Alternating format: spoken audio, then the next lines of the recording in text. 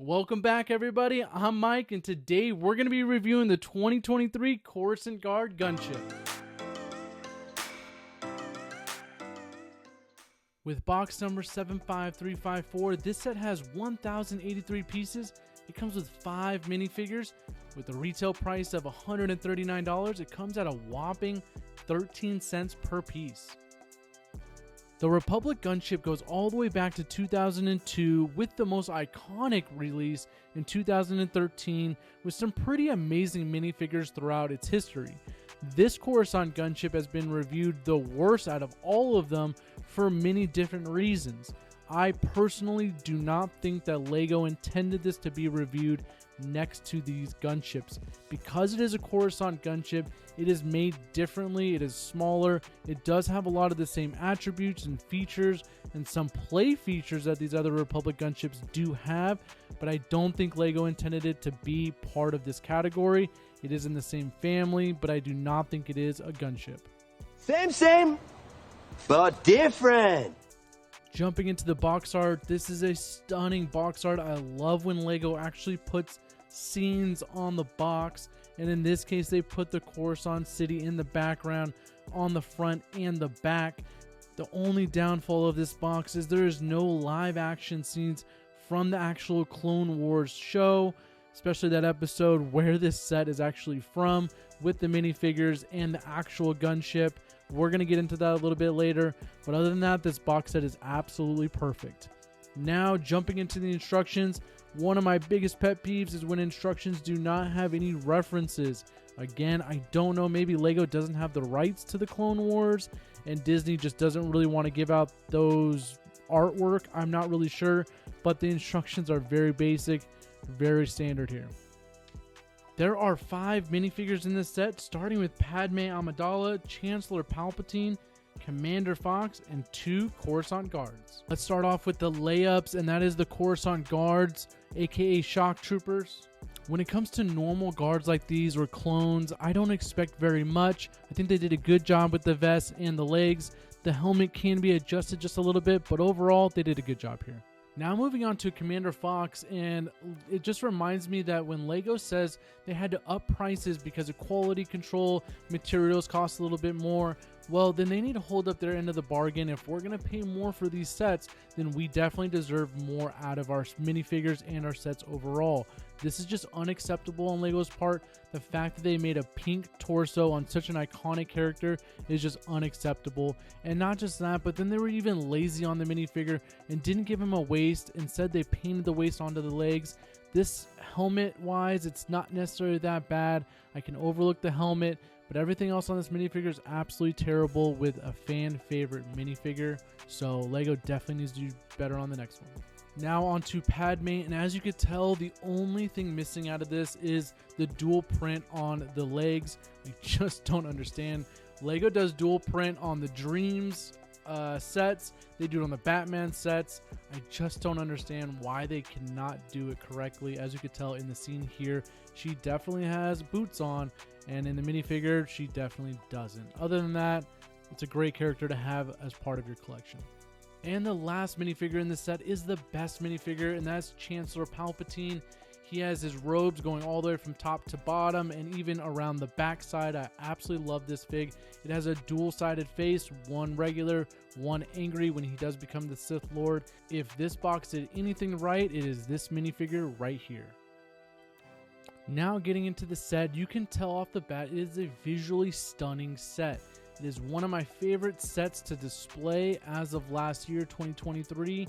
The color's right, the white with the red, I absolutely love it. Not too many stickers with this set. Now, when it comes to playability and some of the features, the pickup feature on this one's pretty easy. Your arm is kind of crammed in there a little bit, but other than that, it works for what it is.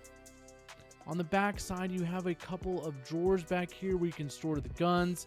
The doors do open up back there, and then there is a lift where you could put a transport through the back side of the ship.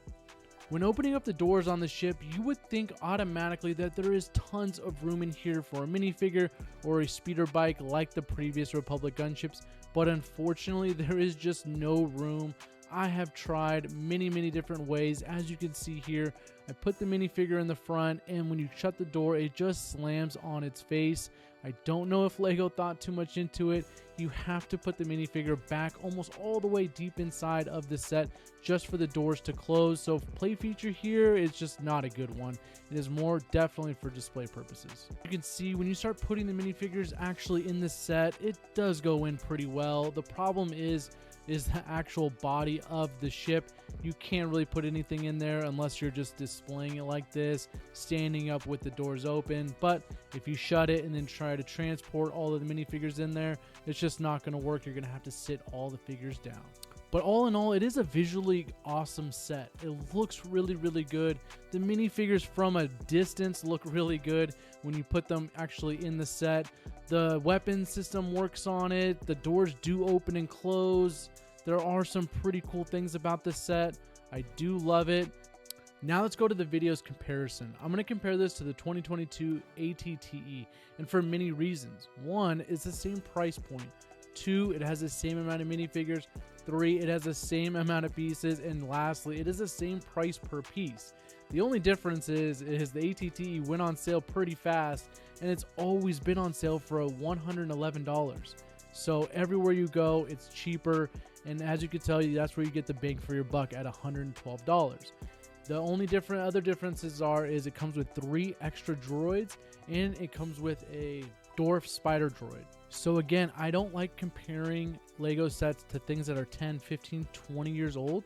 I like comparing them to some things newer that Lego has produced, which is the 2022 ATTE. Again, the ATTE definitely outbeats it because you just get so much more for your money. And honestly, the minifigures, when you go side by side with them, who can really argue that the ATTE doesn't have the better minifigures? Starting with Commander Cody, looks way better than Commander Fox. And then you have the P2 Gunner and the Clone Trooper. Yes, the helmet is not necessarily correct, but they still look really good. So you just get a lot more for your money when it comes to minifigures and the build overall.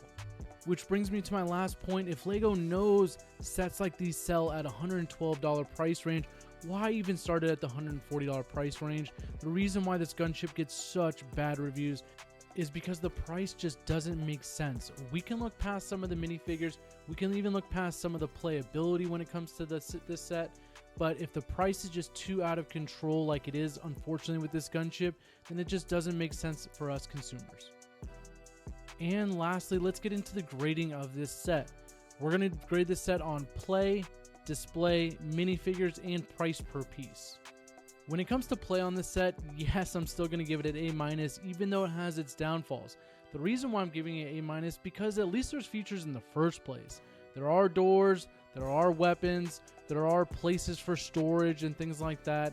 So if you're a true fan of Lego, you can build, you have speeders lying around, you can make up stuff, it does pick up, you can carry it. So the overall play feature really isn't that bad. Is some of it inconvenience? Yes. Overall, it's an A-. Getting into the display aspect of this, I think it's a visually perfect set. Again, it is not a Republic gunship. I think everyone needs to remember that this is a Coruscant Guard gunship. It's a little bit different. It is made to be smaller. Overall, it's a great display set and it looks good anywhere. Now on to grading the minifigures. I'm going to be a little bit more strict here and give this one a B overall. And the reason why it's a B instead of an F is because at least you get the minifigures. You get all the characters that you kind of need. Sure, maybe you could have got one and left one out, but having Commander Fox, Padme, and Palpatine all in one set is pretty cool. The printing is wrong on some of it. The boots really aren't there. The chest piece is wrong. They didn't really give you enough with Fox, but overall the shock troopers look good. Overall, I'm pretty happy. And lastly, price per piece at 13 cents for this set. Again, when it doesn't make sense with pieces, you're missing some playability, you're missing some of the minifigure aspects of it.